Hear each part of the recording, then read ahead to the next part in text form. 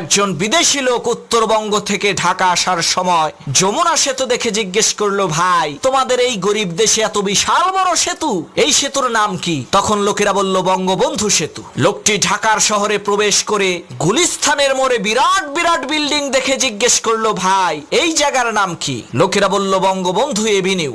রাতের আধারে অসংখ্য লাইট জ্বলতে দেখে বলল, এটা কি? এটা বঙ্গবন্ধু স্টেডিয়াম। এখানে হয় কি? Bangabandhu gold cup tournament. বিদেশি লোকটি বলল, তাহলে তো তা দেখতেই হয়। খেলা দেখতে গেল, খেলার মধ্যে হার জিত আছে। যারা হেরেছে তারা পাইকারি দরে ইট মারা শুরু করলো। দুর্ভাগ্যক্রমে একটি ইট এসে সেই বিদেশি লোকটির কপালে লাগলো। লোকটি জায়গায় বেহুশ হয়ে গেল। 2 ঘন্টা পর হুশ আসার পর জিজ্ঞেস করলো, ভাই আমি এখন কোথায়? লোকেরা বলল বঙ্গবন্ধু হাসপাতালে। এবার লোকটি বলছে, ভাই তোমাদের পায়ে ধরি আল্লাহর হস্তে, এরপরে আমারে আর বঙ্গবন্ধু গোরস্থানে নিয়ে যাইও না।